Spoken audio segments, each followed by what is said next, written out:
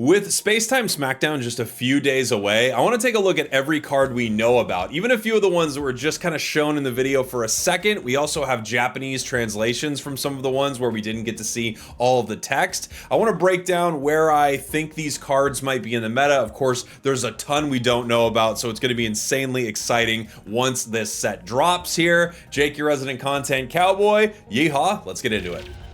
I want to start talking about Lucario. There are a few cards that I think are insanely exciting that we didn't actually know what their text was, and I'll get to those in a moment, but I didn't get to talk about Lucario in my initial video because it wasn't shown off in their trailer. However, they have now shown off this card. Lucario, Stage 1, Fighting Pokemon, 100 HP, obviously evolves from Riolu. We don't know anything about Riolu yet, but I would assume it's pretty basic, just requires an energy, maybe two, to do a little damage. Obviously, the big thing with this card is the art's very cool, and its ability is awesome.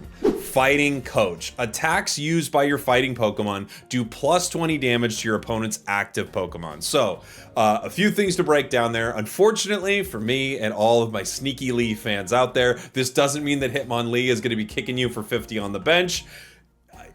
That world will never exist probably, but it's fair that it doesn't. But what it does mean is there are a ton of fighting Pokemon that will get a huge buff from this. Also, it should be mentioned that this doesn't say that it does not stack. If you take a look at the Superior card, you can see that it actually calls out very specifically this ability effect does not stack. So that means if you were able to have two Lucarios on your bench, or even one in the active spot, you are doing plus 40 damage to your opponent's active Pokemon with fighting type Pokemon, which is, I mean, the breakpoints for some of these KOs for fighting decks are going to be insane now. Let me talk about a few examples that I think would be pretty cool. Let's talk about Kabutops. I've always thought this was a really cool fossil line. One of my favorite things about it is the amount of damage you do is how much you heal. With two Lucarios on the bench, this would be doing 90 fighting damage for a single fighting energy and healing you for that entire amount. You also now have a Pokemon like Machamp EX that would go up to 140 with just one Lucario there, giving a Giovanni this massive KO breakpoint on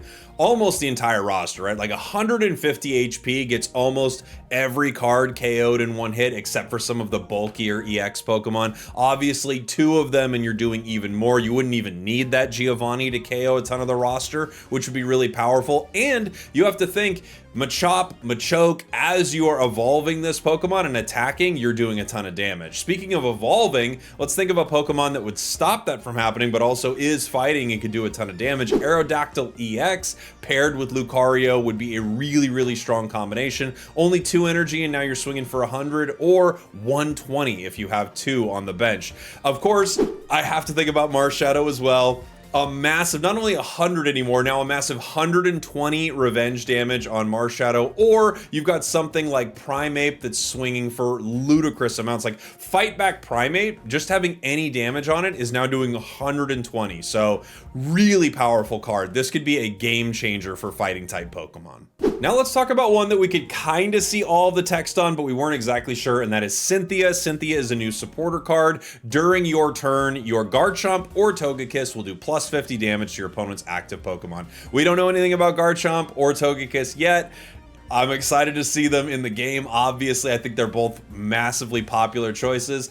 I don't know how much damage Chomp's gonna do, but Garchomp's gonna be a stage 2 Pokemon, so you've got to assume it's gonna be dealing pretty decent damage, and plus 50 is kind of ludicrous. Like, this will be a ton of damage. And then, of course, Togekiss, anyone's guess. Speaking of Garchomp, we do have as much information as we can on Gible right now. It's a dragon, 60 HP, no weaknesses, of course, 1 colorless energy to do 20 damage. And I guess the question is, as this evolves, will it require any specific colored energy? If not, this could be a massive card that you could slide into a lot of decks. We'll talk about one Pokemon here in a sec that's going to take huge advantage of all of these colorless energy attackers. The Pokemon I'm talking about, of course, is Dialga EX. Basic Pokemon, 150 HP. Metallic Turbo is 30 damage, and you take 2 energy from your energy zone and attach it to one of your benched Pokemon. So it is 2 metal energy. That means that a lot of colorless Pokemon, as well as Pokemon who kind of can use their own energy, but then also need a couple colorless, would be massively improved by this thing. I mean, the energy ramp that you're getting off this is absolutely insane. You're just generating so much. You're generating 2 turns of energy as soon as you can attack with this thing. Crazy implications for not only metal decks, colorless decks, but again, also other decks that could use maybe one of their particular energy, or a card that has a specific typing but only requires colorless energy. Like taking a look at something like Swanna from Genetic Apex. It requires 3 colorless energy for a water type card that does 70 damage. A card that it feels like it'd be hard to fit into a lot of decks, but maybe if you have something ramping up a ton of energy, you could make something happen. Of course, in 1 turn, this powers Bisharp. In 2 turns, this powers Melmetal. So there are just so many great options. Pidgeot EX, Wigglytuff, new Tauros. I mean, they're just amazing choices that you can pair with this card. And especially if Garchomp stays colorless, like we've got some really cool options in front of us with what could be the most powerful card in this set. Then again, there's a lot we haven't seen. Next, let's talk about Palkia EX. This card is interesting. So it's 150 HP. It is a basic, which is obviously very powerful. If you look at the amount of damage it can do with Dimensional Storm, it does 150 damage, which is, for most Pokemon, not all, but for most Pokemon, a 1-hit KO, right? The issue is it discards 3 water energy. It also costs 4 water energy, but it does 20 damage to each of your opponent's benched Pokemon. It feels like Palkia will be played almost exclusively as kind of a one-shot to end a lot of games, right? It does do some damage for 1 energy on Slash. The hard thing about this is it requires a ton of energy to get online. It kind of reminds me of old Gyarados a little bit. But of course, having 150 for the damage here, it is very powerful. Unlike Blastoise and even new Gyarados EX, this doesn't require you to find any other cards in your deck. You have this, you power it on the bench, it's good to go. I could see realities where it's paired with Vaporeon, but Vaporeon hasn't yet found its like super strong place in any of the top meta decks. Palkia is going to be an interesting one. With Misty, I mean, you could 1-turn Misty Flip and do 150 damage, so who knows? To me, this doesn't seem like the most crazy powerful card, but it will be very strong if it gets online. Quickly, I want to talk about Chimchar, Piplup, and Turtwig. All of these obviously are fully dependent on how good their stage 2 is, and I assume all of them will be EXs for this set, but you never know. Chimchar, 60 HP, 20 damage, weakness to water, 1 retreat cost. Piplup, 60 HP, gosh, I love Piplup. 1 colorless energy, which is interesting to see, because maybe it stays mostly colorless, we'll see, to heal 20 damage to the Pokemon. Kind of a whatever move, right? And then Turtwig, interestingly enough, 2 energy to attack for only 30 and a 2 retreat cost. So this is going to obviously turn into Torterra and be a massively bulky Pokemon, already starting out with 80 HP and having a high retreat cost. So I'm really interested to see what Torterra is like, because it could be really powerful. And, you know, grass decks are in a great spot right now, given that if you have Superior online, this only really costs 1 energy to attack, continuing to go into Torterra, however much that costs. Speaking of grass cards, I want to talk about Leafeon right now. We were pretty sure this is what Leafeon said, but we now have the translation.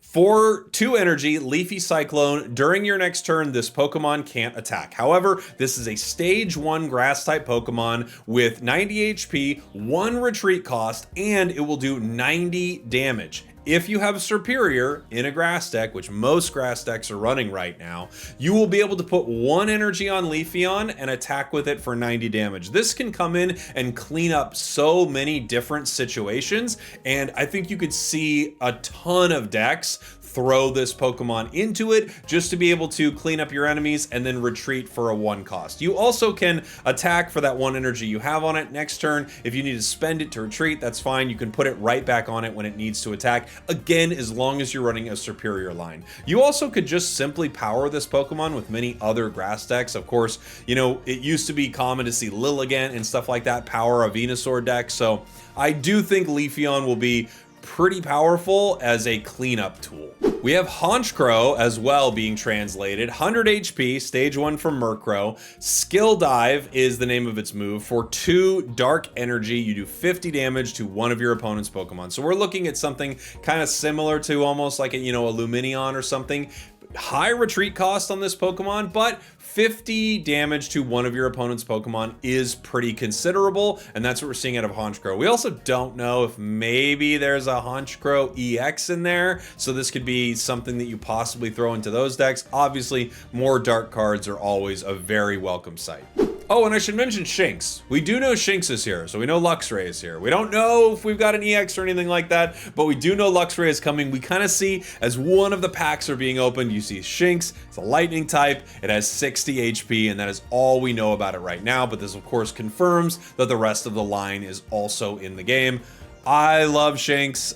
It's one of my favorite lightning types, so I think this is a great call. We also have the translation for Cresselia. 110 HP as a basic, which is pretty dang solid. It costs 2 psychic energy to do 50 damage. The move is called Moonlight Gain, and it heals 20 damage from this Pokemon. So, you know, not too bad, but also I've found that cards like this haven't, I don't know if they have like a great place in a lot of the metas because things are just so bursty, right? It's either the Pokemon are kind of gone in one hit or they're not. It's not often that you have some damage onto Cresselia, and then with things like Druddigon, you are healing yourself before you're taking the revenge damage from Druddigon. It's rough skin damage, right? So I just think there are a lot of situations where healing your Pokemon some damage sounds kind of cool, but with only 110 HP, it's a little tougher. Maybe if you started getting up towards 130, 40, 50, etc., it would be a little bit easier. We'll see if this has much of a place in the meta. But one nice thing is real bulky, right? I mean, 110 HP for a basic, you can use that as a front line, 2 retreat costs, so you use Leaf to bring other cards in. It could just be a nice, you know, big tank for psychic types, and at the same time, if you do get Gardevoir online, you can then power it and get it to attack. And we're going to take a look at Pachirisu right here. 120 HP as a basic, pretty dang solid. Sparking Gadget gives you 40 damage plus an additional 40 if you have a tool attached, which of course confirmed tools were coming. They were very smart to be like, hey, take a look at this card right here. What does it mean, right? So I'm really excited to see what kind of tools will be in this game. Of course, this is very similar to Pikachu EX, right? Basic Pokemon Pikachu EX able to do 90 damage if your bench is full. The cool thing about this is it doesn't matter what you have on your bench. This will be able to do 80 damage as long as you have that tool attached. So Pikachu requires a full bench, this requires a tool, but it also means that you could run into more lightning type decks that don't require you to just sort of fill out your entire bench, which could be a really interesting strategy, and it could change the way a lot of lightning decks work, right? Because lightning decks feels like almost all of them are just a zoo. It's just every Pokemon, it's always full. And this could be nice where you're powering up a couple specific Pokemon that are really strong while using other types that are not lightning to do some great damage. Again, Pikachu not only needs a full bench, they all have to be lightning Pokemon. So this can slot into some interesting colorless decks. It could have things like Dreadwall. It could be paired with other, you know, again, if Garchomp happens to have multiple colorless energy, this could actually also work with a Dragonite deck and things like that. Considering it only needs 2 lightning energy, but of course Dragonite is a very, very hungry beast, and it's always tough to not give it any point of energy. But still, this could be really interesting into certain decks where you've not really been able to put Pikachu in anything else. I want to shout out the website PokemonZone.com, where I saw all of the translations for this. I love their site. They have a ton of great resources, so shout out to them. I want to hear from you. What are you most excited for in the comments? Please let me know. If you haven't heard yet, I'm going to be hosting a big tournament with Jeff Hoagland. I will be live here here on YouTube on this very channel. Jeff will be live on his Twitch, so be sure to check that out this coming Saturday morning. It's going to be very exciting. I'll have the live event set up for it here really soon. I cannot wait. I can't wait for this new set. Thank you all for the support. Love you guys, and I'll see you next time. We did it. Misty's still a problem, by the way.